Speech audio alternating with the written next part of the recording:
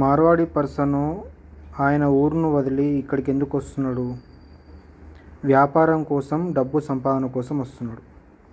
ఇక్కడ అతని ప్రదేశాన్ని వదిలిపెట్టి ఇక్కడ కానీ తెలంగాణలో ఏడికొచ్చినా కూడా అక్కడ ఆయనకు గిరాకీ కాకపోయినా, అక్కడ ఆయనకు వ్యాపారం కాకపోయినా, అక్కడ ఆయనకు లాభం రాకపోయినా, అక్కడ ఆయనకు అది దందా నడవకపోయినా ఇంకో ఊరికి పోతాడు, ఇంకో మండలం పోతాడు, పక్క టౌన్ పోతాడు. హైదరాబాద్ వచ్చిన నిజామాబాద్ పోతాడు, నిజామాబాద్ అంటే వరంగల్ పోతాడు, వరంగల్ నల్గొండ పోతాడు.